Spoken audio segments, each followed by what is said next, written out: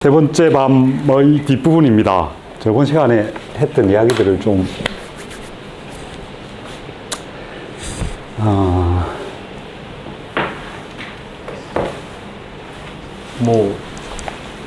똑같은 이야기입니다. 그러니까 이어지는 이야기들, 인간관계의 고민, 인간관계에서 생겨나는 문제들을 해결할 수 있는 방법이라고 제시가 되어 있는데, 보니까 한 세 단계 정도 되는 것 같아요.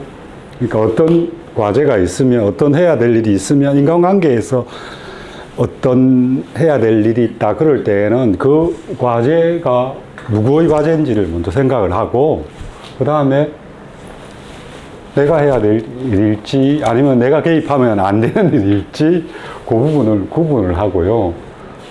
이 부분, 내 과제는 다른 사람의 개입을 이렇게 끊고, 또 나도 타인의 과제에 개입하지 않는 이 기본적인, 아주 기본적인 어떤 그 구도인데, 저렇게 되면 어떻게 될까요? 저것만 이렇게 조금만 딱 보다 보면 저 인간미 너무 없어지는, 그죠? 그러면 사람 관계라는 게 이게 인정이 왔다 갔다 하고, 나도 좀 개입도 하고 저기 개입도 받고, 이렇게 해야 인간관계가 좀 더 부드럽게 잘 형성이 될 수 있을 텐데, 너무 사람이 어떻게 보면 사람 관계 자체가 삭막해지는 게 아닐까 하는, 삭막해지지 않을까 하는 이런 생각이 얼핏 들죠. 근데 여기서 지금 이야기하고 있는 거는 기본적인 틀이라고 하는 겁니다. 기본적인 마음의 자세를 그렇게 잡고 가야 힘들어지지 않는다라고 하는 그런 부분. 그죠? 그 다음에 이제 그 인간관계에 진짜 필요한 거는 다른 영역들이 있습니다. 그러니까 우리가 지금 이렇게 하고자 하는 거는 여기 지금 주장에 따르면 그렇게 하는 게 최종적인 목적이 아니라는 겁니다. 그렇게 해서 자기가 세워진 이후에 이제 다른 것들이 도입이 되는 거죠. 그죠? 그리고 이제 요런 측면에서 보면 이런 게 있습니다. 우리가 보통 사람들은 대부분 자기중심적으로 생각을 하죠. 이런 게 좀 심해지면 세상 전체를 자기중심으로 돌리는 사람들이 있습니다. 그죠? 모든 그 사안이나 어떤 문제들에 부딪혔을 때 그걸 자기중심적으로 생각을 하게 되는데요.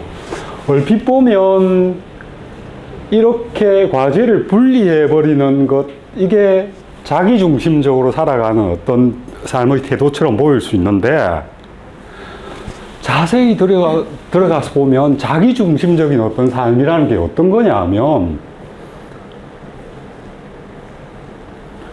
이렇게 분리시키게 되면 자기가 타인으로부터 한 걸음 물러나게 되는 거죠. 근데 내가 다른 사람에게 개입하는 순간 그게 자기가 갖고 있는 생각을 다른 사람한테 부여를 하는 거잖아요. 어떻게 보면 정말 우리가 생각하는 자기중심적인 삶의 태도는 다른 사람의 과제에 개입하는 게 세상을 자기중심으로 돌리는 겁니다. 그러니까 과제를 분리한다, 이거는 자기중심적인 게 아니고 일단 한 걸음 물러나서 자기와 타인의 어떤 관계를 설정을 하는 거죠. 그죠? 그렇게 되면 그 관계가 자기가 힘드는 형태로 관계를 맺어가면 안 되잖아요. 내가 어떤 걸 저 사람에게 요구를 했을 때, 또는 어떤 사람으로부터 요구를 받았을 때 그게 내 뜻대로 되지 않을 때 내가 힘들어지죠. 기본적으로 자기가 힘들어지지 않는 그 방법 자체가 이거라는 겁니다. 과제 분리. 그죠? 요런 기본적인 그 시각에서 책을 좀 읽어주시면, 그러니까 오해의 여지가 조금 줄어들 수 있습니다. 그러니까 이 과제의 분리라고 하는 게 어떤 의미에서는 삶을 더 삭막하게 만들어버리고 다른 사람과의 관계에서 내가 확 빠져나와 버리는 그런 삶의 태도가 아닌가, 이렇게 생각할 수 있습니다. 그렇죠? 그런 부분은 아니라는 거. 자, 이야기를 이어가겠습니다. 고르디우스의 매듭을 끊어라. 그 구절 좀 보겠습니다. 두 분 먼저 하실래요? 저번 주에 아, 그래요?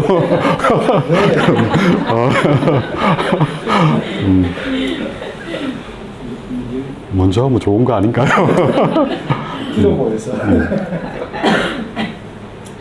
선생님 말씀대로 과제의 분리를 이해하고 실천한다면 인간관계가 단번에 자유로워질 겁니다. 하지만 저는 여전히 납득할 수 없습니다. 궁금한 게 있으면 묻게.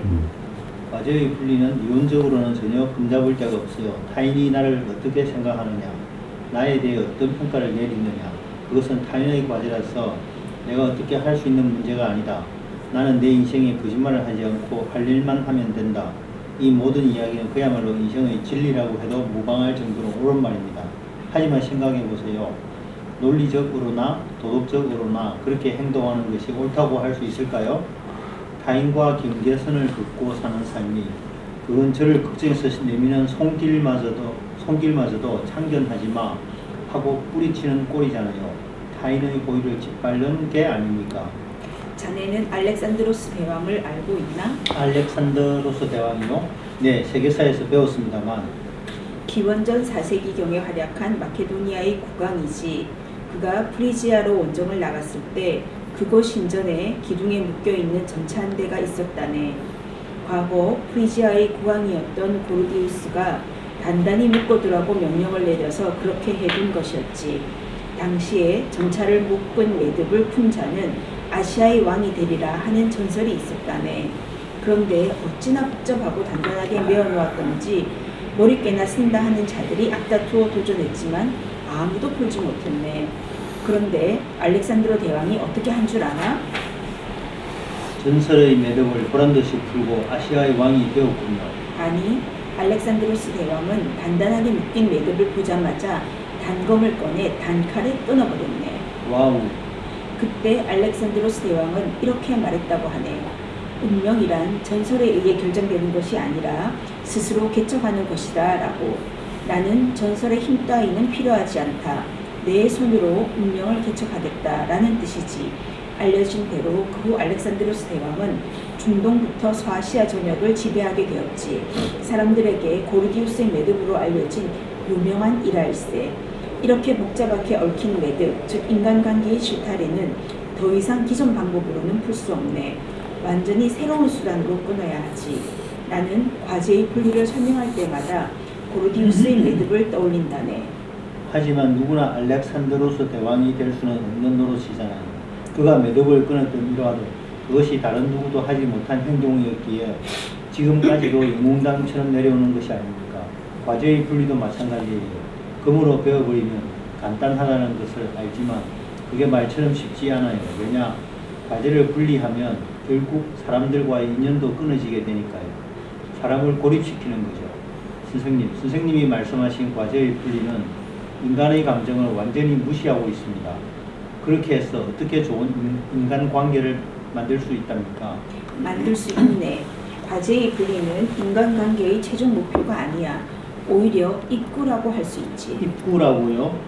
예를 들어 책을 읽을 때 책의 얼굴을 너무 가까이 대면 아무것도 보이지 않겠지. 마찬가지로 원만한 인간관계를 맺으려면 어느 정도 거리가 필요하네. 거리가 너무 가까우면 상대와 마주보고 얘기조차 할 수 없네. 그렇다고 거리가 너무 멀어서도 안 돼. 부모가 아이를 계속 야단만 치면 마음이 멀어지지. 그러면 아이는 고민이 있어도 부모에게 털어놓지 않고 부모도 도움을 줄 수가 없어. 손을 내밀면 닿을 수 있대. 상대의 영역에는 발을 들이지 않는 거지. 거리. 그런 적당한 거리를 유지하는 것이 중요하다네. 부모와 자식 사이에도 거리가 필요합니까? 물론이지. 방금 전 자네는 과제의 분리가 상대의 호의를 짓밟는 것이라고 말했네. 그것은 전적으로 보상의 얽매인 발상이네. 타인에게 뭔가를 받으면 거기에 설사 그것이 바란 것이 아니었다고 해도 보답해야 한다는. 이는 호의에 답하기보다는 보상에 연연하는 것뿐일세. 상대가 내게 어떻게 행동하며 내 행동을 정하는 것은 나일세. 내가 인연이라고 부르는 것의 밑바탕에 있는 것이 보상이라고요? 그래, 인간관계를 보상이라는 관점에서 보면 내가 이만큼 줬으니까 너도 이만큼 줘 라고 바라게 되네. 물론 그건 과거의 과제의 분리와는 동떨어진 발상이지. 우리는 보상을 바라서도 안 되고 거기에 연연해서도 안 되네. 그럼에도 타인의 과제에 개입하는 것이 편한 순간이 있지. 예를 들어 아이를 키울 때 아이가 신발끈을 잘 묶지 못하면 바쁜 엄마가 보기에는 아이가 묶을 때까지 기다리는 것보다는 자신이 묶어주는 편이 훨씬 빨라. 하지만 그건 아이의 과제를 빼앗는 거야. 완전한 개입이지. 그리고 그러한 개입이 되풀이 되면 아이는 아무것도 배우지 못하고 인생의 과제를 직시할 용기를 잃게 돼. 아들러는 말했네. 공경에 직면해보지 못한 아이들은 공경이 닥칠 때마다 그것을 피하려고 한다. 하지만 그건 너무 극단적인 발상입니다. 알렉산드로스 대왕이 고르디우스의 매듭을 잘랐을 때도 그렇게 생각한 사람이 있었을 걸세. 매듭은 손으로 풀어야 의미가 있는 것이다. 검으로 베는 것은 반칙이다. 알렉산드로스는 신탁의 의미를 이해하지 못했다 등등. 아들러 심리학에는 상식에 대한 안티테제라는 측면이 있네. 원인론과 트라우마를 부정하고 목적론을 추구하는 것, 인간의 고민은 전부 인간관계에서 비롯된다는 것, 인정받기를 바라지 않는 것, 나아가 과제의 분리까지 모조리 상식에 대한 안티테제일세. 말도 안 돼요. 저는 이상한 논리를 받아들일 수가 없습니다. 왜지? 그 뒷부분은 제가 좀 읽을까요? 철학자가 설명한 과제의 분리는 매우 충격적인 내용이었다. 확실히 모든 고민이 인간관계에서 비롯된다고 여긴다면 과제의 분리는 유용하다. 이런 관점을 가진다면 세계는 더할 나위 없이 단순해질 것이다. 하지만 여기에는 찔러도 피 한 방울 통하지 않는다. 사람다운 따뜻함도 느껴지지 않는다. 이런 철학을 받아들일 수 있단 말인가? 청년은 의자를 박차고 일어나 크게 소리쳤다. 인간다움, 따뜻함. 그런가요? 그 과제의 분리라고 하는 저런 부분이? 아니요. 그렇지 않죠. 전혀 그러니까 뭐 여기서 지금 이야기하고 있는 과제의 분리는 인간관계의 최종 목표가 아니라 입구야라고 이렇게 이야기하는 거는 그건 기본적인 어떤 마음 자세라고 하는 겁니다. 그 부분. 그리고 여기 이 책에서 저는 요 구절에서 굉장히 제 마음에 와닿는 구절 중에 하나가 호의 또는 보상이라고 하는 요 용어인데요. 우리는 보통 이렇게 모든 행동이나 이런 것들을 등가 관계, 그러니까 이만큼 하면 다른 어떤 이것에 걸맞는 어떤 것이 필요하다 이렇게 생각을 하잖아요. 그죠? 사람들에게 어떤 도움을 주거나 무언가를 베풀 때도 그렇게 보통 생각을 합니다. 그게 자연스럽고요. 그죠? 근데 만약에 이런 경우 한번 생각해 보세요. 내가 어떤 사람한테 도움을 받았습니다. 그럴 경우에 내가 도움을 받았으니까 난 이 도움을 고맙게 생각하고 그 도움에 해당되는 아니면 그 도움에 상응할 수 있는 그 상대방에게 어떤 것을 베풀 수 있을 때 베풀어야지 이렇게 마음을 갖는 그런 그게 있을 수 있고요. 또 한 가지 측면에서는 내가 어떤 사람한테 무언가를 베풀었을 때 그 베푼 사람이 이렇게 생각할 수도 있습니다. 난 저 사람한테 이런 걸 베풀었으니까 저 사람은 내가 한 거에 대해서 고마움을 가져야 되고 내가 어려움이 있을 때 나한테 똑같은 그걸 해줘야 될 의무가 있어 이렇게 생각할 수 있습니다. 그러니까 베푸는 사람의 입장에서 생각하는 거고 도움을 받는 사람의 입장에서 생각하는 거고 똑같은 거죠. 근데 사실 이거는 크게 다른 거라고 저는 생각되어집니다. 예를 들면 베풀음을 받은 사람이 그렇게 생각하는 부분은 사실은 받은 것에 대한 호의를 갚겠다는 그런 부분이 있죠. 그런 것들은 자기가 그 도움을 갚을 수 있는 상황이 되면 갚는 거죠. 그렇지 않은 상황에서는 갚을 수 없잖아요. 그죠? 그래서 그 갚는다라고 하는 걸 마음속에만 갖고 있는 겁니다. 그죠? 그렇다고 해서 그걸 못 갚는다고 해서 괴롭지는 않잖아요. 그죠? 물론 자기가 그것 때문에 더 노력해서 갚을 수 있는 그런 자리에 올라서도록 예를 쓸 수는 있습니다. 그거는 그것을 못 갚아서 괴로운 게 아닌 거죠. 그죠? 그런데 내가 어떤 것을 베풀었을 때 베푼 사람의 입장에서 상대방에게 그에 해당되는 보답이 오기를 바라고 있으면 그것이 오지 않을 때는 어떨 때는 힘들어집니다. 저는 살면서 주변에서 그런 것들 때문에 굉장히 힘들어하는 사람들을 많이 봤거든요. 내가 도와줬는데 저 사람은 뭐 도움에 대해서 고맙다는 생각도 아예 갖고 있지 않은 것 같아. 내지는 뭐 자기가 어떤 도움이 필요했을 때 전혀 대응을 해오지 않을 때 굉장히 힘들어하는 사람들을 많이 봤습니다. 일종의 과제 분리가 그게 제대로 안 된 겁니다. 그러니까 내가 베푸는 것은 나의 영역이죠. 그리고 내가 그 사람에게 뭐 어떤 것을 바라는 것도 나의 영역입니다. 그런데 실제로 그 사람이 나에게 보답하는 거는 그 사람의 영역이잖아요. 그죠?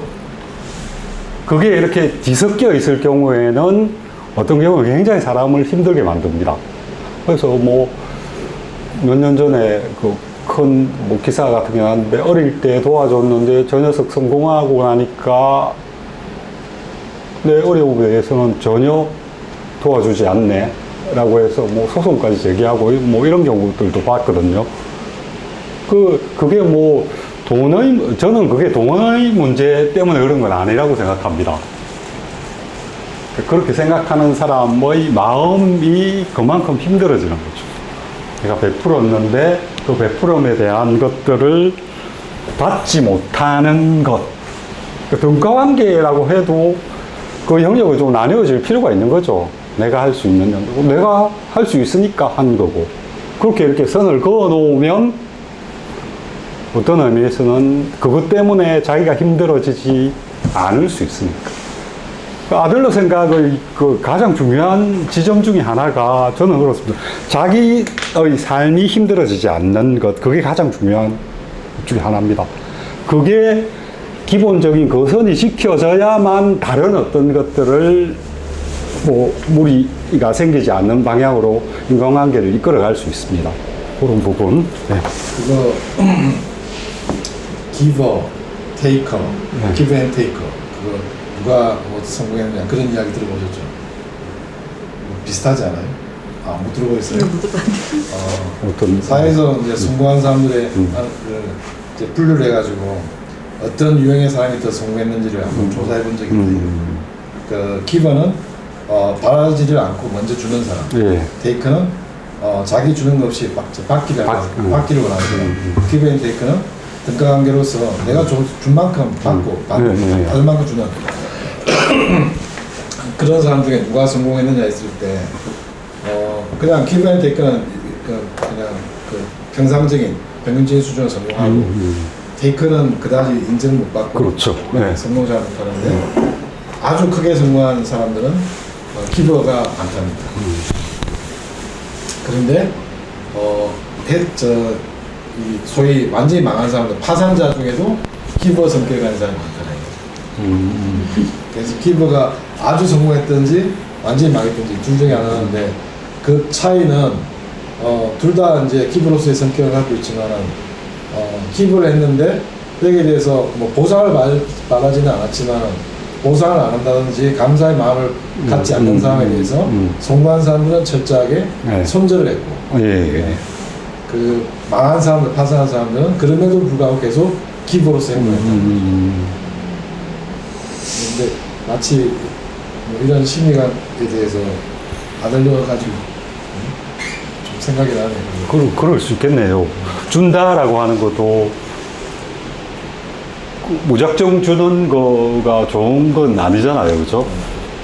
주는 거 것도 사실은 조절돼야 될 부분인 것 같고, 주는 것도 사실 굉장히 중요한 요소 중에 하나입니다.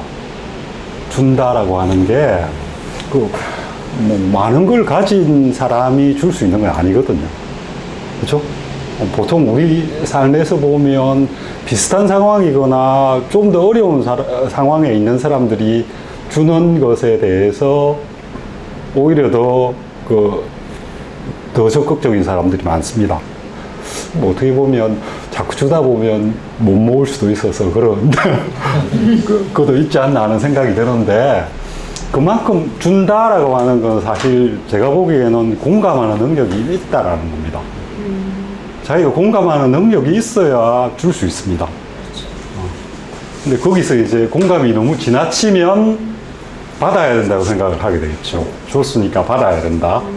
그런 부분도 어느 정도 이렇게 조절이 되어야 될 부분인 것 같습니다. 그리고 이 부분 한번 다시 생각해 보십시오. 과제의 분리는 인간관계의 최종 목표가 아니다. 오히려 그거는 입구다 또는 기준선이다 정도로 생각하시면 좋을 것 같습니다. 자기가 자기 아닌 타인, 뭐 가족도 될 수 있고, 그죠? 친구도 될 수 있고, 직장 동료도 될 수 있고, 자식도 될 수 있고, 부모도 될 수 있는 그런 어떤 자기 아닌 타인과 대할 때 기본적인 선이다. 그리고 여기도 한번 보십시오. 181페이지 마지막 부분. 손을 내밀면 닿을 수 있는 상대 영역에 발을 들여놓지 않는 거리. 그러니까 이게 선을 그어버리고 완전히 물러나는 게 아닙니다. 그죠? 끊임없이 그 대상에 대한 관심 이런 것들은 갖고 있어야 됩니다. 그래야 그 관계가 유지가 되는 거고요. 그죠? 그런 거리를 유지한 상황에서 그 상대방이 나에게 필요한 것을 요청할 수 있는, 뭐 내가 해줄 수 있으면 해주는 거고 아닐 때는 못한다라고 하는 거 분명하게 드러내지만, 상대방이 나에게 도움을 요청할 수 있는 그런 포지션에 서 있어야 되는 겁니다. 굉장히 어려운 이 부분이, 뭐 제가 보기에는 사람을 저번 시간에도 이야기했지만 많은 부분들이 감정이거든. 사람을 움직이는 그 요소들 중에 감정이 굉장히 중요합니다. 감정이 한번 어긋나 버리면 이런 포지션을 갖기가 굉장히 힘듭니다. 그런 부분들.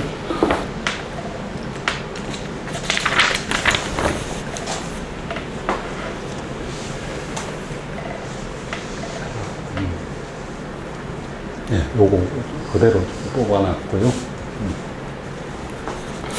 그 다음 구절 넘어가 볼까요?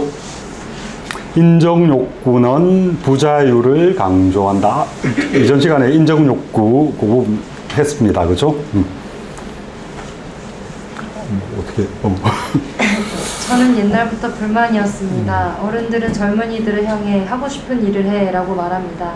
마치 젊은이들 편인 양 다 이해한다는 얼굴로 그것도 사람 좋은 미소를 지으면서요.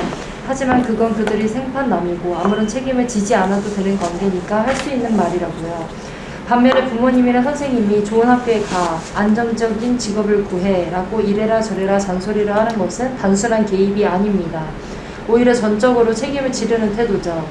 그 사람의 장래를 진지하게 생각한다면 하고 싶은 일을 해 라고 하는 무책임한 말이 나오겠어요? 아마 선생님도 제게 다 이해한다는 표정으로 자네가 좋아하는 일을 하게 라고 말씀하실 테죠. 하지만 저는 그런 무책임한 말 믿지 않습니다. 그런 어깨에 앉은 벌레를 털어내는 것처럼 아무런 뜻도 없는 말이니까요. 설사 그 벌레가 짓밟혀도 선생님은 싸늘한 얼굴로 내 과제가 아니야 라고 외면하시겠죠. 뭐가 과제의 분리입니까? 이 냉혈한. 하하, 따뜻하다고는 할 수 없겠지.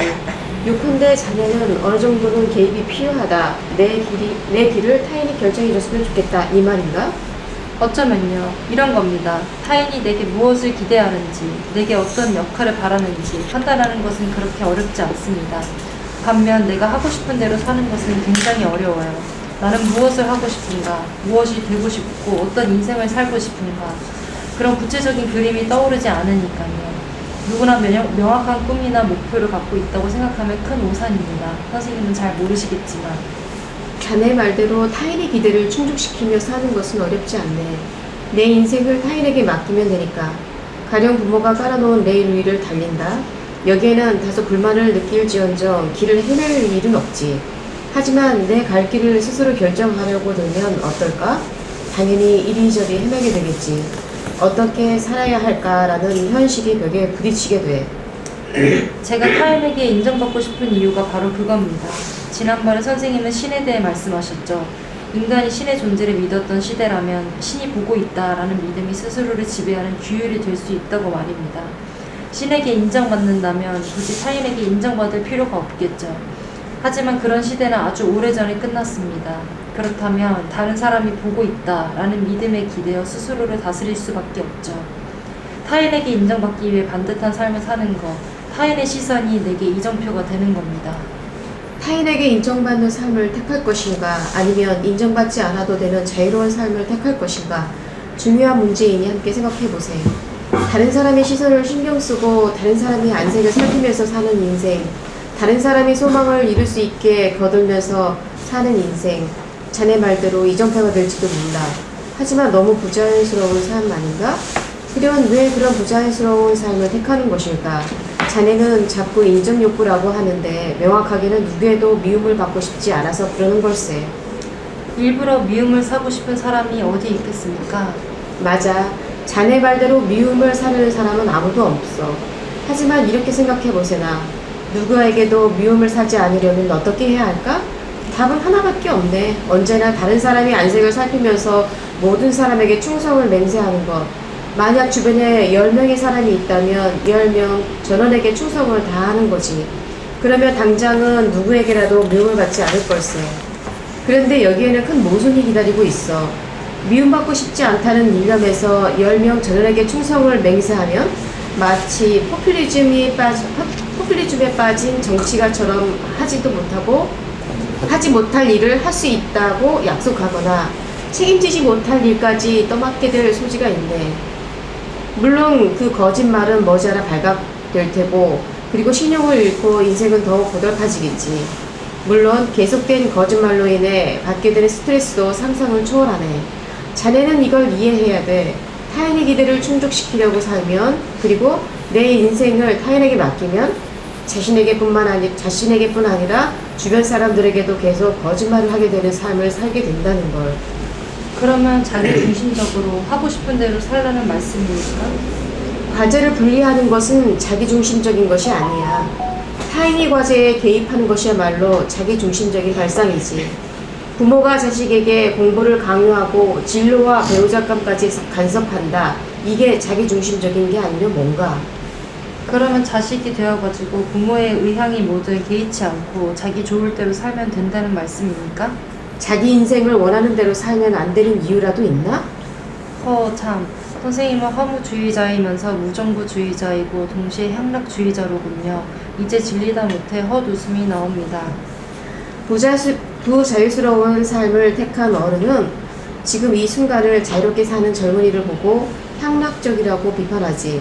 물론 이는 자신의 부자연스러운 삶을 납득시키려고 하는 인생의 거짓말일세. 스스로 진정한 자유를 택한 어른이라면 그런 말을 하지 않을 거야. 오히려 자유롭게 사는 것을 응원하겠지. 좋습니다. 어디까지나 자유의 문제라는 거군요. 그러면 슬슬 본론으로 넘어가 볼까요? 아까부터 자꾸 자유를 강조하시는데 대체 선생님이 생각하시는 자유란 무엇입니까? 우리는 어떻게 해야 자유로워질 수 있을까요? 굉장히 어려운 문제죠. 어떻게 하면 자유로우실 수 있는지. 자유라는 개념이 사실 그렇게 분명히 이렇게 자유라는 표현을 들으면 보통 어떻게 생각합니까? 이게 그냥 아무도 나를 건드리지 않는 것의 상태가 자유인지, 쉽지 않습니다. 어떤 의미에서는 자유에는 또 책임이라고 하는 그런 것들이 딸려있는, 그 책임이라는 건 짐이죠. 그죠? 그러니까 우리가 이전에 서양 근대를 이야기하면서 서양 근대의 역사는 자유의 쟁취의 역사거든요. 근데 그 정치의 역사가 어느 정도 진행되고 나면 그 자유를 사람들은 버거워하게 됩니다. 거기에는 그 자유를 선택한 것에 대한 책임들을 갖게 되니까요. 그죠? 우리 저번에 니체 할 때 에리 프롬 같은 경우에 자유에서의 도피라고 하는 그런 부분들, 그죠? 자유에서의 도피, 주어진 자유라고 하는 것을 감당하지 못하니까 이제 뭐 나치즘이나 아니면 돈이나 뭐 이런 것에 자기를 다시 집어넣어 버리는 상황으로 가게 되는 거죠. 자유가 그런 걸까요? 그런 부분도 한번 생각해 볼 여지가 있습니다. 자, 이 부분은 어떻습니까? 타인의 기대를 충족시키고 살면, 그리고 내 인생을 타인에게 맡기면 자신에게 뿐만 아니라 주변 사람에게도 계속 거짓말을 하게 되는 삶을 산다. 꼭 뭐 극단적으로 다 이렇지는 않겠죠. 근데 이런 부분이 있습니다. 많은 부분, 자기가 결정해야 될 많은 부분들을 다른 사람이 결정을 내려주면 어떤 의미에서 그만큼 편할 수밖에 없죠. 뭐 극단적인 경우에는 뭐 종교인들이 다 그런 건 아닙니다만, 극단적인 종교인들은 모든 것들을 신에게 다 맡겨버리죠. 그래서 뭐 기도만 계속 하는, 뭐 그게 뭐 효과가 있는지 저는 안 해봐서 모르겠습니다만 다 결정을 맡겨버립니다. 뭐 예를 들면 가정도 거기에 맡겨버리고 아이들도 거기에 맡겨버리는 거죠. 뭐 그런 상들로 갈 수가 있습니다. 그러니까 뭔가에 자기의 영역, 자기가 그 행사해야 될 자유의 영역을 맡긴다라고 하는 것은 어떤 의미에서는 사람들에게 편안함을 주기도 합니다. 그런 부분들 해보시고요.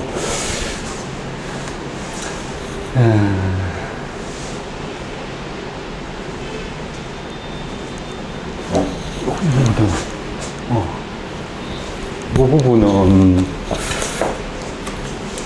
여기 지금 이 책 제목이 미움받을 용기죠. 그죠? 미움받는다라고 하는 걸 요 장에서 읽은 거에 의하면 다른 사람이 바라는 대로의 삶을 살아가지 않는다라고 하는 거는 다른 말로 바꾸면 다른 사람이 좋아하거나 다른 사람이 나에게 요구하거나 이런 것들을 거부함으로써 그 사람들에게 미움받을 수 있는 그런 것들을 감수한다라는 이야기입니다. 그 용어를 이 책의 용어로 바꾸면 미움받을 용기입니다. 그래서 뒷구절 보면, 그러니까 이 사람은 자유를 그렇게 정의합니다. 미움받을 용기, 미움받을 수 있음을 감수하는 것. 그것이 자유다. 그걸 뭐 연결시키면 어떨지 모르겠습니다. 그리고 189페이지에 이 청년이 한 이야기 중에 허무주의, 무정부주의, 향락주의라는 표현이 있습니다. 그죠? 근데 극단적으로 이야기하면 허무주의, 무정부주의, 향락주의는 굉장히 안 좋은 느낌들의 용어들이죠. 근데 제가 보기에는 요즘 현대의 사람들은 본질적으로 허무주의고요, 무정부주의고 향락주의자들입니다. 우리가 갖고 있는, 우리를 흔들리지 않게 붙들어주는 어떤 굳건한 그게 없습니다. 이전 사회에 비해서. 물론 뭐 그런 것을 대체하는 다른 뭐 전통적인 가치들의 일부들이 남아 있습니다. 가족, 뭐 부모, 자녀 또는 동료, 그죠? 그 집단, 그러니까 회사면 회사, 국가면 국가, 이런 것들을 그 우선시하는 가치들이 조금씩은 남아있고, 그런 것들이 우리의 행동을, 우리의 삶을 이렇게 이끌어가는 부분들이 있습니다. 근데 그런 부분이 많이 약화되었죠. 가끔씩 그 보면 걱정스러운 부분이 되기도 한데, 본질적으로는 향락주의, 모르겠어요. 저는 그렇게 생각합니다. 그런 부분들이 있습니다. 그러니까 전통적인 가치들이 많이 약해진 상황이기 때문에. 근데 뭐 극단적으로 말해서 허무주의 또는 무정부주의, 향락주의 이런 것들이 뭐 단순히 부정되어야 될 가치는 아닌 것 같습니다. 네. 저는 보통 애들하고 이야기할 때 이렇게 이야기를 많이 하는데, 야, 네가 하고 있는 게 다른 사람을 힘들게 하거나 다른 사람을 어렵게 하는 게 아니라면 해도 돼, 이런 이야기를 하거든요. 뭐 그 선이 명확하게 어떤 건지 저도 사실은 분명하지 않습니다. 그러니까 다른 사람에게 피해를 끼치지 않는다면 뭐 그 행위 자체는 일단은 해도 되는 어떤 것, 이렇게 기준을 잡고 있는데, 어떻습니까? 제가 갖고 있는 기준이, 저는 사실 저를 붙들고 있는 기준이 그렇게 명확한 기준이 별로 없습니다. 그래서 나름대로 이제 뭔가 이야기를 해야 될 경우가 있을 때는 그런 식으로 이야기를 하거든요. 제 방법입니다. 어쨌든.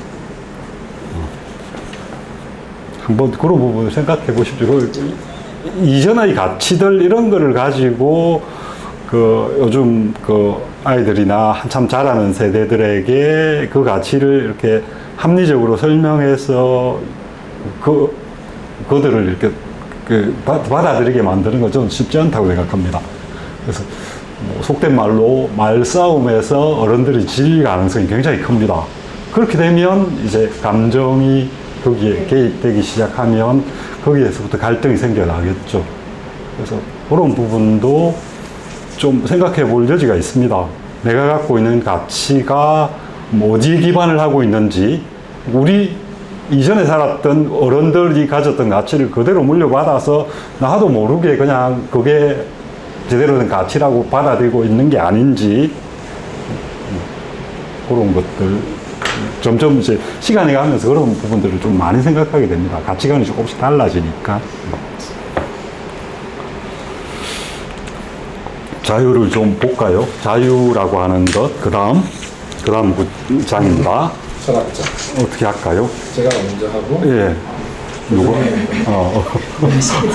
예. 자네는 방금 전에 누구에게도 미움받고 싶지 않다라고 인정하고, 미움을 받으려는 사람은 아무도 없다라고 말했네. 네, 그랬죠. 나도 그래. 남에게 미움받고 싶진 않지. 일부러 미움을 사고 싶은 사람은 아무도 없다라는 자네의 말은 예리한 통찰이라고 할 수 있네. 보편적인 욕구죠. 하지만 우리의 노력과는 상관없이 나를 싫어하는 사람도 있고 자네를 싫어하는 사람도 있네.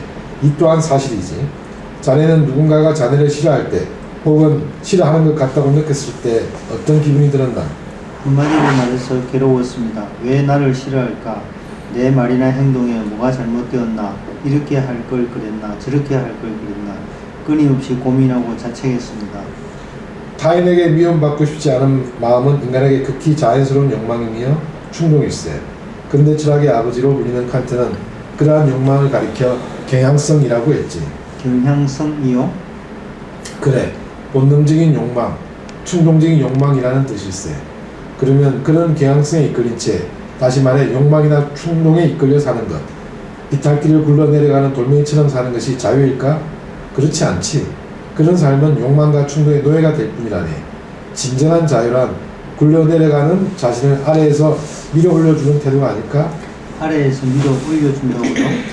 돌멩이는 힘이 없네. 일단 비탈길을 굴러내려가기 시작하면 중력이나 관성 같은 자연 법칙이 허용하는 곳까지 계속 굴러내려가지. 하지만 우리는 돌멩이가 아닐세. 개항성에 저항할 수 있는 존재야. 굴러떨어지는 자신을 멈추고 비탈길에 올라갈 수 있는 힘이 있네. 인정받고 싶은 욕구는 자연스러운 거야. 그렇다고 다른 사람의 인정을 받기 위해 비탈길을 계속 굴러가야 하는 걸까? 그렇게 완성된 모습을 진정한 나라고 할 수 있을까? 절대 아니지. 본능이나 충동에 저항하는 것이 자유라는 말씀인가요? 몇 번이고 말했지만 아들러 심리학에서는 모든 고민은 인간관계에서 비롯된 고민이다 라고 주장하지. 즉 우리는 인간관계에서 해방되기를 바라고 인간관계로부터 자유로워지기를 갈망하네. 하지만 우주에서 혼자 사는 것은 절대로 불가능해. 생각이 여기에 이르렀다면 자유란 무엇인가에 대한 결론은 나온 것이나 마찬가지라네. 뭔데요? 단적으로 말해 자유란 타인에게 미움을 받는 것일세. 예, 무슨 말씀이신지. 자네가 누군가에게 미움을 받는 것, 그것은 자네가 자유롭게 살고 있다는 증거이자 스스로의 방침에 따라 살고 있다는 증표일세. 아니, 하지만 자네 말대로 누군가에게 미움을 받는 것은 괴로운 일이야. 가능하면 누구에게도 미움을 사지 않고 인정받고 싶은 욕구를 충족시키며 살면 좋겠지. 하지만 모든 사람에게 미움을 받지 않는다는 건 부자유스러운 동시에 불가능한 일일세. 자유를 행사하려면 대가가 있다는 자유를 얻으려면 타인에게 미움을 살 수밖에 없어. 아니요, 절대로 아닙니다. 그런 건 자유가 아니에요. 그것은 악당이 되라고 부추기는 악마의 사상입니다. 자네는 아마 조직에서의 해방을 자유라고 생각했겠지. 가정이나 학교, 회사 또는 국가에서 뛰쳐나오는 말이야. 하지만 실제로 조직을 뛰쳐나와도 진정한 자유는 얻을 수 없네. 남이 나에 대해 어떤 평가를 내리든 마음에 두지 않고, 남이 나를 싫어해도 두려워하지 않고, 인정받지 못한다는 대가를 치르지 않는 한 자신의 뜻대로 살 수 없어. 자유롭게 살 수 없지. 선생님은 저대로 남에게 미움을 받아라 하시는 겁니까?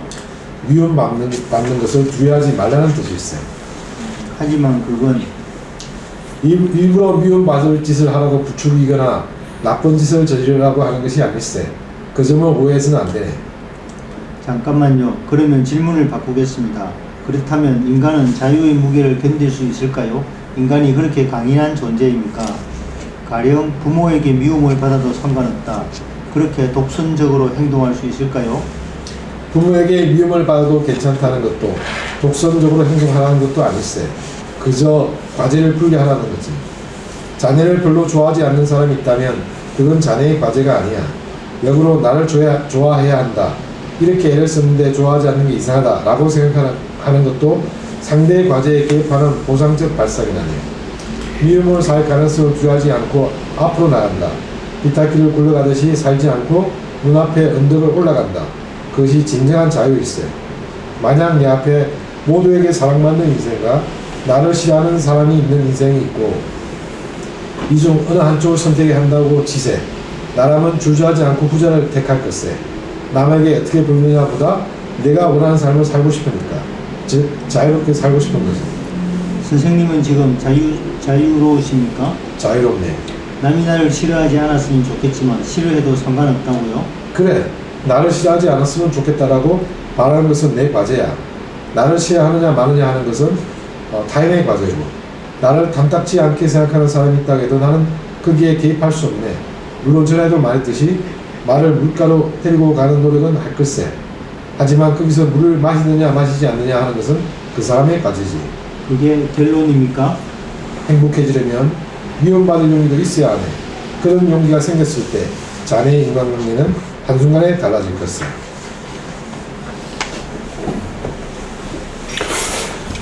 (195페이지) 그 마지막 부분에서 살짝 위에 나를 싫어하지 않았으면 좋겠다라고 바라는 것은 내 과제, 다음에 나를 싫어하느냐 좋아하느냐 하는 것은 다른 사람의 타인의 과제.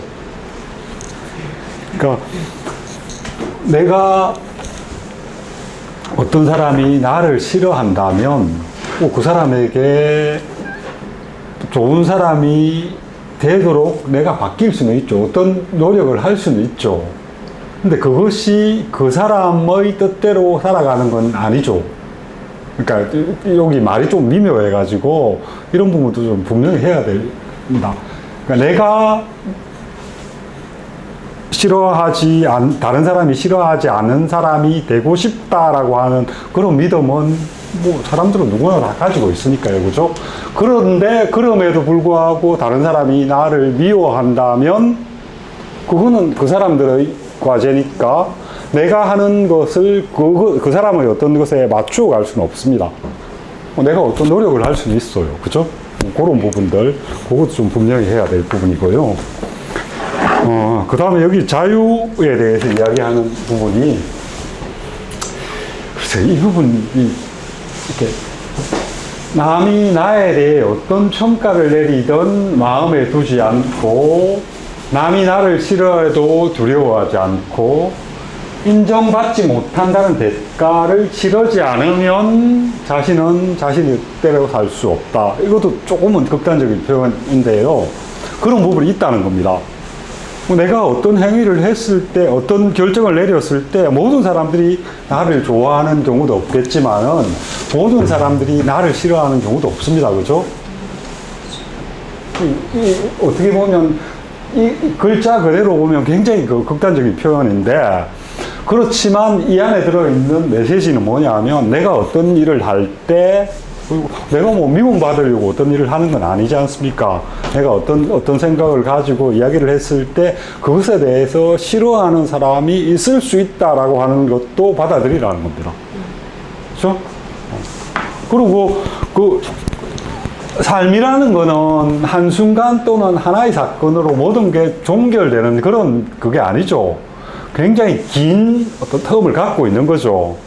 그러니까 내가 살아가는 어떤 내 삶의 태도에 어떤 힘을, 내가 결정한 것에 어떤 힘을 갖고 있다면 나를 싫어하는 사람들도 시간이 지나면 나를 좋아하는 형태로 올 수 있습니다. 단지 내가 그 사람들이 바라는 대로 이렇게 나를 맞추어 가다 보면 내가 힘들어지죠. 그렇죠? 그런 식으로 진행하라는 게 아닌 거죠. 내가 갖고 있는 내 생각대로 진행하는 게 우선입니다. 그죠? 그리고 그 안에 나는 내 속에서 힘을 갖게 되는 거고, 그 힘이 발휘되어서 사람들에게 내가 갖고 있는 그 뜻이 전달이 된다면 싫어했던 사람들도 나를 좋아하는 형태로 이렇게 와줄 수 있습니다. 반대의 경우가 되면 내가 힘들어지는 상황들로 나를 계속 몰아간다면 이건 회복할 수 있는 길이 없습니다. 그렇죠? 언제나 나를 좋아하게끔, 다른 모든 사람들이 나를 좋아하게끔 내가 살아갈 수 없기 때문에 그런 부분이죠. 이 부분은 전 굉장히 괜찮은 것 같아요. 그러니까 미움받을 가능성이 있다. 내가 이렇게 했을 때 나를 미워할 수 있는 사람도 있을 수 있다라고 하는 것, 그걸 감수하는 겁니다. 받아들이는 것.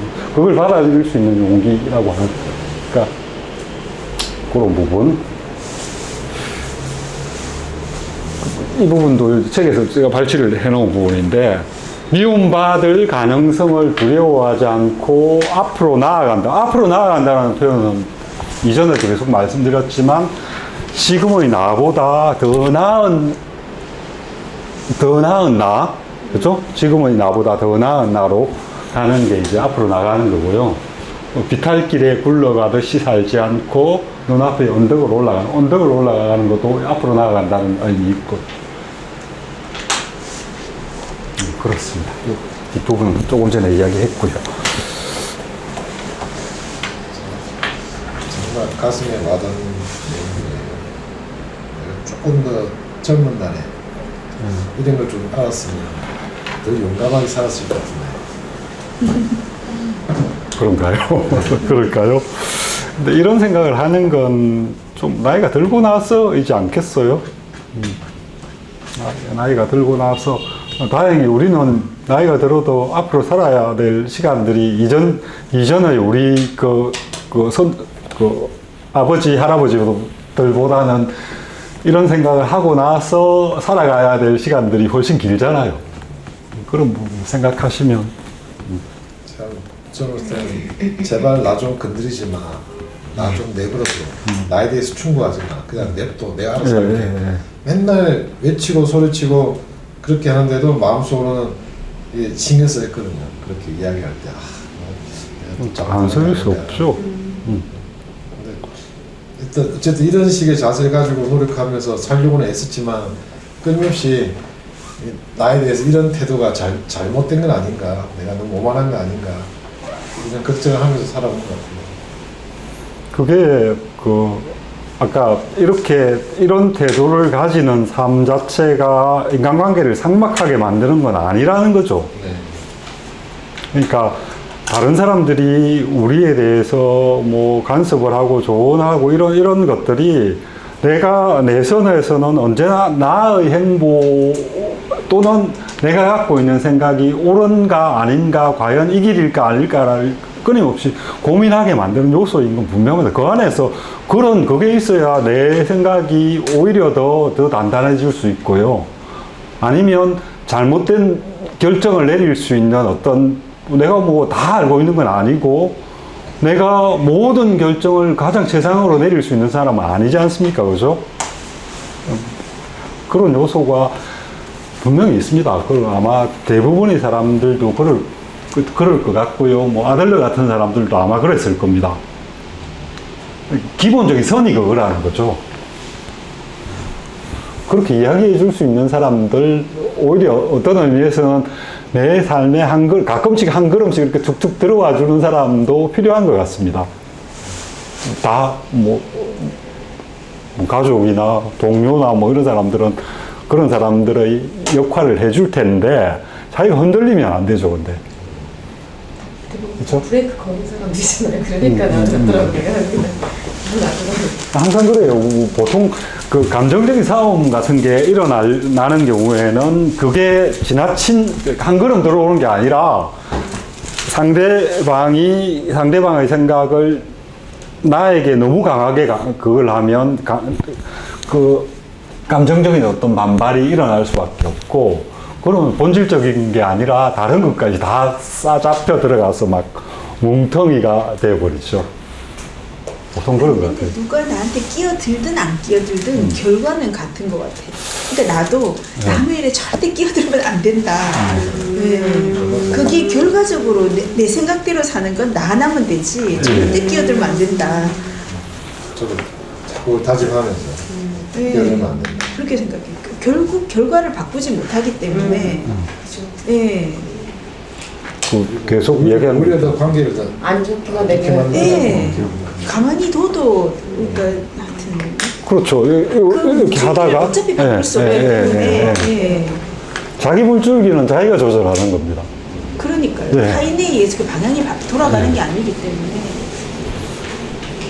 뭐 세상에 그 수많은 현인들, 뛰어난 사람들이 남겨놓은 수많은 책들이 있지 않습니까? 사람들이 뭐 바보들도 아니고 그 책들을 읽으면서도 사람들은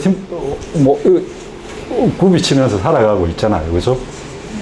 그런 것도 생각을 해요. 자식도 관심은 갖는데 절대 끼어들면 안 된다. 예, 그런 생각 예, 참 많이 예. 들어요. 남이잖아요. 예. 그죠? 아니에요. 예. 자식이 사실 제일 힘들지 않나요? 이런 부분에서 제일 힘든 그 대상입니다. 그리고 아이들 키울 때 아까 신발끈 매는 거 이야기를 했었는데, 기본적으로 신발끈 어떻게 매는지를 가르쳐 줘야 될 거 아닙니까? 그죠? 일정한 단계까지는 또 가르쳐 줘야 그다음부터 지가 하는 거지, 무조건 하라고 시키면 안 되는 것, 그게 신발끈뿐만 아니라 다른 것도 그렇습니다. 그러니까 개입을 할 그게 강요가 돼서는 안 되지만은 뭔가 이런 길이 있다라고 하는 거는 보여주어야 하는 게 어른의 그 자리죠. 아 근데 요새 애들은 너무 세가지고요. 가르쳐 줘봤자 안 들어가지고 이리 매보고 저리 매보고 예. 그렇지 않나요? 진짜 세잖아요. 그러니까 보고 있는 수밖에 한 번 가르쳐주고 두 번 가르쳐도 안 들으면은 보는 수밖에는. 그 다음부터는 이제 한번 하고 나서는 도움을 요청할 때까지는 그냥 그대로 안 한다고 예. 따라오기를 끌어서는 안 되는 그거 굉장히 힘든 것 같아요. 거기도 마찬가지로 또 많은 경우에 이제 그러다 보면 감정이 개입되니까 그러면 이제 이게 막 테니스를 칠 때 꼭 그 파트너가 꼭 야 이렇게 쳐 저렇게 쳐 이런 사람도 있어요. 정말 재미없거든요. 한잔하니까 아니 그러니까 저도 그래요. 망해도 내 맘대로 하다 망하고 그러니까. 싶지. 당구 칠 때도 늘상 이렇게 잘 친다고 이렇게 쳐 저렇게 하면 그 사람 시킨 대로 하는 소리다 보니까 너무 재미없는 거예요. 근데 꼭 우리나라 사람들 보면 그런 게 아주 강합니다. 조금만 잘해도 자기가 가르쳐주는 그러니까 감 내놔라 대추 내놔라 하는 그런 어떤 말들이 있는 거죠. 요즘 젊은 애들 페레드 앞에서 어떤 멜리 있는 중학생이 고등학생이 간섭했다가 장소가 맞아 죽잖아요. 이는 말도 지금. 잘못했네 끼어들어서. 그러니까 제가 쉽지 않습니다. 그 조절이라고 하는 게, 보니까 우리 어른들이나 대단히 뛰어난 분들이 남긴 글들이라는 게 그게 굉장히 좋은 거 맞아요. 근데 그게 힘드니까 그렇게 말로 남기는 것 같아요. 그렇게 하는 게 힘든 그거기 때문에 누구나 다 그렇게 할 수 있으면 그렇게 글로 남길 이유도 없죠. 그렇죠. 보기만 보면 저러면 좋을 것 같은데 하는 것도 그렇게 되게 쉽지 않기 때문에 글로 남겨진 거가 그런 생각이 듭니다. 그래서 가끔씩 이제 그런 걸 보면서 좋은 말인데 내가 저렇게 못하고 있다라는 생각이 들 때 그렇게 뒤집어서 생각을 한번 해봅니다. 이게 힘든 거니까 이렇게 적혀 있겠지. 그렇습니다. 사는 게 여러 가지 부분들이 다 그런 것 같습니다. 조금만 쉴까요? 190쪽 마지막 부분입니다. 인간관계의 카드는 내 가지고 있다. 카드를 내 가지고 있다. 결국은 맞는 말인 것 같아요. 그러니까 여기는 그러니까 인간관계니까 내 삶의 변화를 내가 가지고 있는 게 아니고요. 그러니까 사람과의 관계 자체도 내가 중심이 된다는 이야기겠죠, 그죠? 그럼 봅시다. 그러니까 인간관계 예. 카드는 내가 쥐고 있다. 꼭 짐지는 그런가요? 것처럼. 네. 설마 철학자의 방을 방문해서 미움을 받아라 하는 설교를 들을 줄은 상상도 못했습니다. 쉽게 받아들일 만한 얘기가 아니라는 것은 나도 알아. 충분히 납득하고 받아들이려면 시간이 필요할 걸세. 아마 오늘은 더 이상 대화를 나눠도 머릿속에 들어오지 않겠지. 그래서 마지막으로 나에 대한 이야기를 하고 오늘 대화를 마치겠네. 알았습니다. 내가 지금 하려는 얘기도 부모와 관련된 것일세. 나는 어린 시절부터 아버지와 사이가 좋지 못했다네. 대화다운 대화도 나눈 적이 없이 지내다가 20대 무렵에 어머니가 돌아가시고 나서는 더욱 어색한 사이가 되고 말았네. 그래, 내가 아들러의 사상을 알기 전까지는 그랬지. 아버지와 사이가 나빴던 이유는 뭡니까? 내 기억으로는 아버지에게 맞은 것이 시초였지. 구체적으로 뭘 잘못해서 그랬는지는 기억나지 않네. 그저 나는 아버지한테서 도망치려고 책상 아래 숨었다가 아버지에게 끌려 나와 아주 세게 맞았네. 그것도 한 대가 아니라 여러 대를. 그 공포가 트라우마가 되어 아들러 심리학을 알기 전까지는 나도 그렇게 생각했지. 아버지는 말이 없고 무뚝뚝한 사람이었으니까. 하지만 그때 맞아서 사이가 틀어졌다라고 생각하는 것은 프로이트의 원인론에 입각한 발상일세. 아들러가 주창한 목적론의 입장에서 서서 보면 원인과 결과가 완전히 역전되네. 즉 나는 아버지와 좋은 관계를 맺고 싶지 않아서 맞은 기억을 꺼내들었다라고 생각하게 되는 거지. 선생님에게는 아버지와 사이좋게 지내고 싶지 않다, 관계를 회복하고 싶지 않다는 목적이 먼저였다는 말씀인가요? 그렇지. 나로서는 아버지와의 관계를 회복하지 않는 편이 더 좋았네. 내 인생이 잘 풀리지 않는 것은 아버지 탓이라고 핑계를 댈 수 있었으니까. 그게 내게는 선이었네. 어쩌면 근본적인 아버지에 대한 복수라는 측면이 있었을지도 몰라. 바로 그 말이 듣고 싶었습니다. 인과 법칙이 역전된다고 해도, 다시 말해 선생님의 경우에 아버지에게 맞아서 사이가 틀어진 것이 아니라 아버지와의 관계를 회복하고 싶지 않아서 맞은 기억을 꺼냈다 라고 자기 분석을 해봤자 구체적으로 뭐가 달라집니까? 어차피 어린 시절에 맞은 사실은 그대로가 아닙니까? 이를 인간관계의 카드라는 관점에서 생각해보면 이해하기 편할 걸세. 아버지에게 맞아서 아버지와 사이가 나쁘다라는 원인론에 입각해서 생각하면 나로서는 할 수 있는 게 아무것도 없네. 하지만 아버지와 잘 지내고 싶지 않아서 맞은 기억을 꺼냈다라고 생각하면 관계를 회복할 카드를 내가 쥐게 되지. 내가 목적을 바꾸면 그걸로 문제가 간단해진다는 뜻일세. 정말로 그럴까요? 물론. 진정 그렇게 생각하십니까? 머리로는 이해가 되지만 도저히 받아들일 수가 없네요. 그래서 과제를 분리하라는 걸세. 자네 말대로 아버지와 나 사이에는 골이 깊었네. 실제로 아버지는 완고한 사람이라서 아버지의 마음이 달라질 거라고 기대하지도 않았어. 그러기는커녕 내게 손을 댔다는 사실조차 잊었을 가능성이 높았지. 하지만 내가 관계를 회복하기로 결심하는 데 있어서 아버지의 생활 양식은 무엇인가, 나를 어떻게 생각하고 있는가, 내가 다가서면 어떤 태도를 취할 것인가는 조금도 관계가 없었네. 상대방이 나와 관계를 회복할 의사가 없어도 상관없었지. 문제는 내가 결심하느냐 마느냐 하는 거지. 인간관계의 카드는 언제나 내가 쥐고 있다는 말일세. 인간관계의 카드는 언제나 내가 쥐고 있다? 그래, 사람들은 대개 인간관계의 카드는 다른 사람이 쥐고 있다고 생각하지. 그래서 그 사람은 나를 어떻게 생각할까에 지나치게 신경을 쓰고 타인이 바라는 것을 충족시키는 삶을 산다네. 하지만 과제의 분리를 배우고 나면 모든 카드를 내가 쥐고 있다는 사실을 알게 될 거야. 그러면 실제로 선생님이 변하면서 아버지도 달라지셨습니까? 나는 아버지를 달라지게 하려고 변한 것이 아닐세. 그것은 타인을 조종하려는 잘못된 생각이야. 내가 변해도 달라지는 것은 나 자신밖에 없어. 그 결과 상대가 어떻게 될지는 아무도 몰라. 내가 관여할 수 있는 것은 없어. 이것도 과제의 분리라네. 물론 내가 변화하면서 나의 변화에 의해서가 아니라 상대가 변하기도 하네.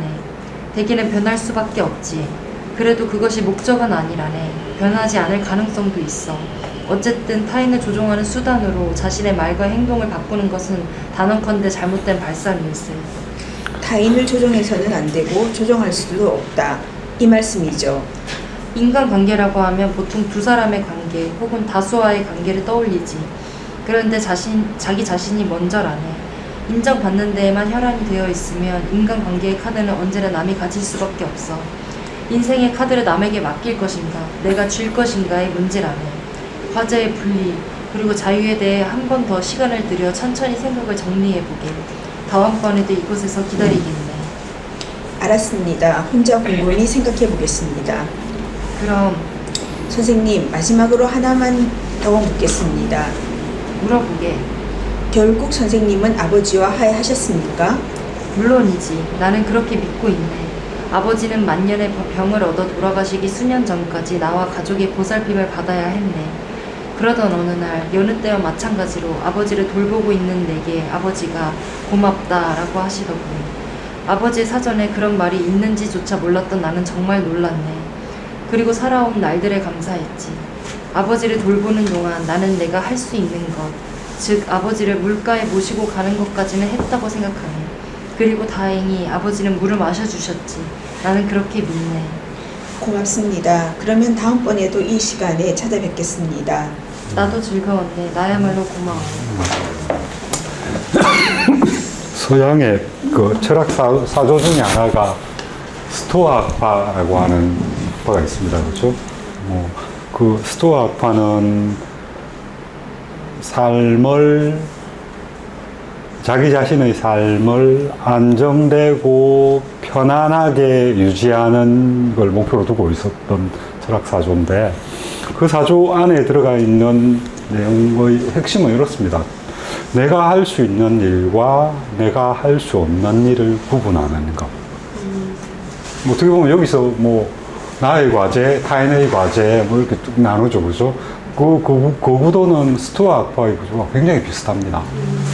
그러니까 내가 할 수 없는 영역을 내가 할 수 있다고 뛰어들거나, 아니면 내가 할 수 없는 것에 대해서 어떤 그걸 열망을 갖고 있거나 하면 힘들어지죠. 그게 되든 안 되든 그건 다른 관계 부분입니다. 그죠? 내가 할 수 있는 것과 내가 할 수 없는 것을 나누는 것. 근데 그 나누는 것 자체도 여기서도 내 과제니 다른 사람의 과제니 그 구분하는 게 중요한데, 그 구분할 수 있는 것도 쉽지 않습니다. 그죠? 어디까지가 특히 이제 얽힌 게 많은 경우에는 어디까지가 내 과제인지를 앞에 간단하게 그 기준을 제시를 하긴 했습니다. 그죠? 이걸 했을 때 이것의 성과를 누가 가져가느냐라고 하는 거에 대한 걸로 그걸 이렇게 정할 수 있다고 하는데, 그렇게 쉽나요? 그것도 많은 부분이 얽혀 있으니까, 이 책이 이걸 읽으면서 좀 그 스토아 학파가 가졌던 생각들 그런 부분하고 좀 맥이 닿아 있는 부분들을 보게 됩니다. 자기의 안정, 편안함이라고 하는 게 얼마나 중요한 건지 그게 돼야 사실 뭐 다른 사람도 편안하게 할 수 있는 또는 그걸 해줄 수 있는 거 되든 안 되든 그렇게 해줄 수 있는 힘이 생기는 거고요. 더 나아가면 그 사회 자체도 마찬가지입니다. 자기가 어떻게 쓰느냐, 자기의 그걸 확립하는 게 그만큼 중요한 겁니다. 아마 많은 사람들은 독선적이고 이런 사람들에 대한 어떤 불만들이나 이런 것들이 많을 수 있는데 많은 사람들이 뭐 자기의 생각대로만 살아가려고 하는 사람들이 있는데 그런 사람들이 가진 단점 중에 하나는 그걸 다른 사람에게 적용하려고 해서 그런 겁니다. 그렇지 않으면 그만큼 좋은 그게 없죠.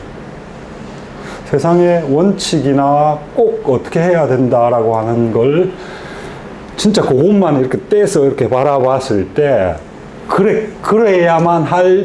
반드시 그래야만 한 이유가 있는 건 그렇게 없습니다. 많지 않습니다. 정말 그렇습니다.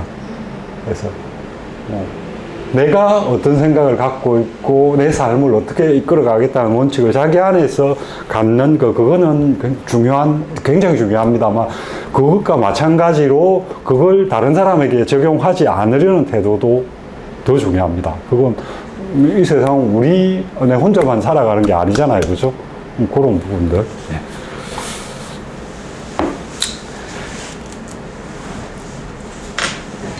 여기 지금 이야기하는 것 중에 저는 굉장히 가슴에 와닿는 것 중에 하나가, 그러니까 여기 청년은 궁금한 게 이제 바뀌었느냐 안 바뀌었느냐 이런 부분에 이제 그걸 하고 있는데 그것에 대한 입장입니다. 그러니까 뭐 아버지가 바뀌느냐 안 바뀌느냐 그건 중요하지 않다는 거죠. 그래서 왜 중요하지 않습니까? 자기 안에 자기가 자기의 생각이 이 사람은 옳다고 생각하는 그것대로 한다면 상대방이 바뀌든 안 바뀌든 그건 부차적인 부분이다. 자기가 그렇게 바뀐 거니까. 자기가 바꿀 수 있는 건 자기의 영역밖에 없는 거죠. 그렇게 생각하면 이 책이 전달하는 메시지가 의 많은 부분들을 전달하고 있는 구절이 아닌가 하는 생각이 듭니다. 갑자기 좀 다른 생각이 드는 게 이 책하고 연관돼서 데일 카네기 인간관계로 이런 책이 있고 이 책은 다른 책이죠. 그 책은 처세술에 사실 반영된 책이에요. 그런 책들을 보면 그거는 뭐 철학이 있는지는 모르지만 약간 이거하고 다른 방향으로 뭐 다른 사람은 여기 보면 다른 사람을 타인을 조종하는 수단으로 어떻게 하려고 하는데 어떻게 보면 제가 이해하기로는 그런 책들은 보면 다른 사람한테서 뭐 호의를 받기 위해서 조종하는 방법을 처음까지 적어낸 책들로 이해를 되거든요. 효율적인 어떤 것이라는 부분이 이제 초점이 맞춰져 있는 그거하고 좀 약간 상반되는 거거든요. 제가 알고 있기로는 카네기 책의 아들러의 어떤 부분들이 많이 들어가 있는 측면들도 있습니다. 근데 그런 자기개발서라고 하는 게 어떤 의미에서는 자기의 안정이라고 하는 측면보다는 효율, 성과, 이런 부분에 조금 방점이 더 찍혀 있는. 그래서 남을 칭찬해라. 그렇죠. 그래서 호감을 얻으라. 그런 이야기가 나오죠. 그런 부분들이, 그러니까 관점이 조금 다른 그런 걸 보여줍니다. 그래서 제가 드는 질문이 추가로 이 책이 우리나라에서는 되게 인기가 있는데 서양에서도 그렇게 받아들여지는지 모르겠습니다. 일본에서 나온 책인데 일본 사람들도 싫어한다 그러니까. 그렇습니다. 이 작가가 굉장히 놀랬답니다. 우리나라에 번역을 했더니 엄청나게 팔려가지고. 그 뒤로는 일본 사람들이 좀 보긴 하는 것 같은데 초기에는 거의 안 봤다고 이야기를 들었거든요. 우리 정서하고 조금 맞는 부분이 있는 것 같습니다. 그런 측면이. 우리 보면 우리 전통시대의 그 사대부라고 하는 사람들이 이념적으로는 이런 것과 굉장히 비슷합니다. 그러니까 뭐 실제로 그 사람들이 그렇게 살았느냐 이런 부분들을 하고는 차치하고요. 그러니까 자기 내면의 수양 이런 것들을 강조하는 그런 어떤 것들이 거의 뭐 5, 600년 이 땅에는 지속이 됐으니까요. 그렇죠? 굉장히 그런 부분하고 선맥이 좀 이어지는 것 같습니다. 며칠 전에 그 기사 중에 이런 게 있더라고요. 그 이성균 씨의 그 사망 사건과 연결해서 뭐 외국 사람들이 쓴 기사 중에 하나가 한국이라는 사회는 어떤 의미에서 청교도적인 어떤 그런 것들을 강요한다. 예. 뭐, 그건 어떻게 보면 우리 전통 속에 들어있는 생각들입니다. 그러니까, 뭐, 건축 같은 걸로 봐도, 그 조선시대 사대부의 건축은 굉장히 단촐하거든요. 그러니까, 집을 화려하게 꾸미고 이런 게 없습니다.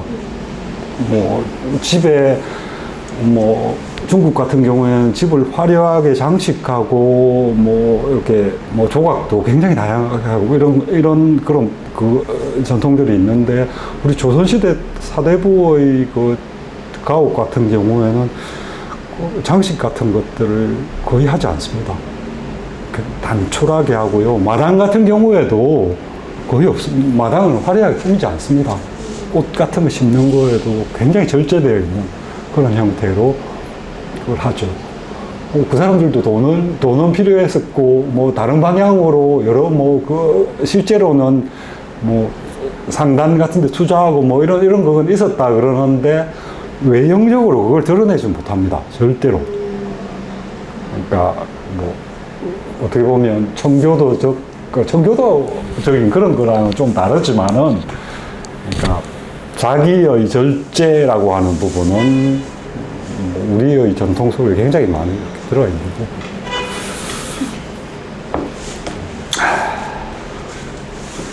야, 5번 하면 이걸 다 읽을 줄 알았는데 아직 4번째, 5번째가 남았습니다. 빨리빨리 안 나더라도 우리가 좋은 대화들을 많이 하니까 더 좋은 것 같아요. 우리가 뭐 수험생도 아니고 다 봐야 된다는 그런 것도 아니니까. 열심히 준비를 해놓으셨는데 제가 너무 선생님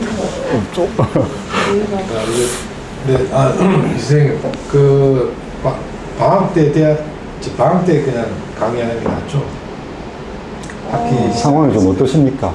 네, 뭐, 다 괜찮습니다. 학기 시작해서 해도 되고요. 다음 때. 알겠습니다. 그럼 제가 이거 1학기 내내 할까요? 다들 우리 선생님의 강좌만 기다리고 있습니다. 너무너무 재밌어요. 수업 중에 이제 저걸 활용해서 좋은 곡도, 명곡도 듣고 직접 또 듣고 발성도 좀. 기대 많이 하겠습니다. 온 김에 진짜 이거 활용부터 제대로 그 연결해서 좋은 스피커도 있는데 이제 이 확인. 그리고 계속 저희가 아이디어를 모으고 있는데 재밌는 수업 뭐 할지 좀 제시를 좀 해주세요. 음악 수업도 그러니까 인생을 좀 더 풍부하게 살만한 그런 공부모임이 뭐가 있을까 고민을 좀 해주세요. 일단은 모토는 재밌어야 됩니다. 맞아요. 저는 또 이 책이 이제 끝나가면서 계속 드는 생각 중에 하나가 좀 즐거운 걸 보자. 너무 심각한 거 보지 말고 이런 생각도 좀 있습니다. 좋은데요. 되게 재밌는데요. 이게 이것도 약간의 자기 개발의 성격이 있어가지고 자기 개발서가 사실 사람을 좀 힘들게 하는 측면들이 있습니다. 이거 혹시 이 책 읽으면서 힘들지 않습니까? 아니요. 그런가요? 힘들합니다. 이렇게 바뀌어야 돼요. 저는 사실 많이, 그거는 굉장히 긍정적으로 생각을 하는 거고요. 그러니까 이전의 살아왔던 삶과 이렇게 연결시켜 보면 저는 어떨 때는 좀 힘들었거든요. 야, 이랬으면 됐을 걸, 이런 생각이 좀 많이 들었어요. 네, 예. 그죠? 그런 건 좀 있죠. 근데 앞으로 그 변화된 모습으로 이렇게 그러니까 그저 이전 삶에서 이제 맞아, 맞아. 할수 있을지 이제 그게 걱정이긴 한데 어쨌든 좋은 것 같아요. 한 번씩 좀 되돌아볼 수 있는 계기가 되니까요. 어떻게 바뀌어야 될지에 대한 방향성을 제시해주잖아요. 맞습니다. 바뀌고 싶은데 그게 사실은 내 심리적으로도 편함을 줄 수도 있는 거예요. 그건 괴로웠었던 거를 내려놓게 되니까. 자기 기준을 만드는 게 그만큼 힘듭니다.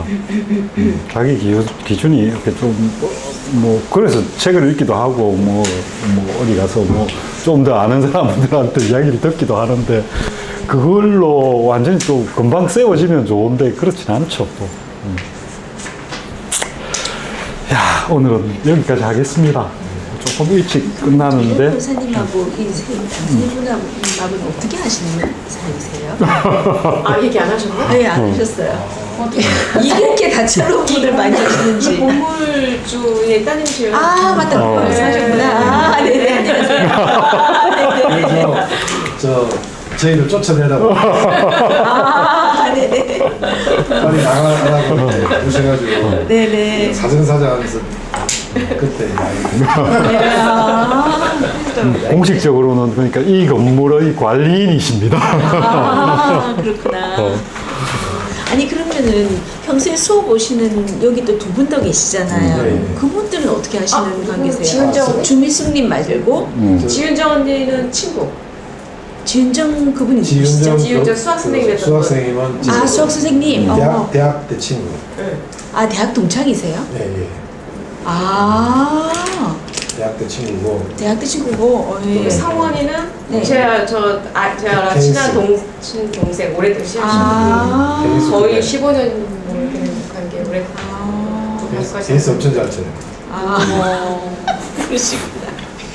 그리고 또 누구 있지? 그 다음에 신하연님이라고 계시는 분 있죠? 그분은 누구시죠? 그분은 안 오셨나? 이게 지금 병원에 가시고 오늘 또 병원 가셨다는데 걱정이네. 아, 그 남편분이.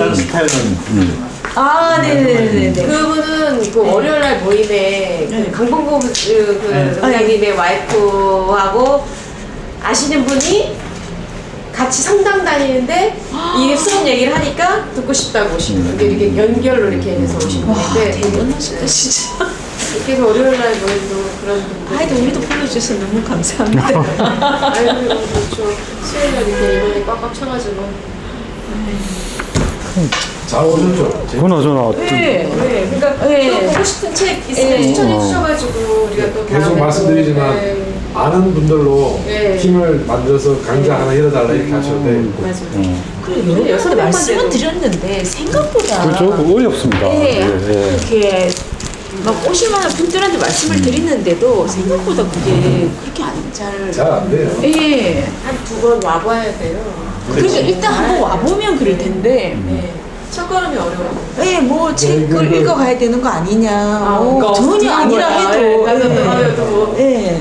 부담스러운 거지 어떻게 이제. 그리고 그러니까 이거 그 늘상 그 일정하게 할 필요도 없이 어떤 책이 생겼을 때 모여서 이렇게 할 수도 있거든요. 저번에 어느 이제 젊은 래퍼가 그 마약에 대해서 공부하고 싶다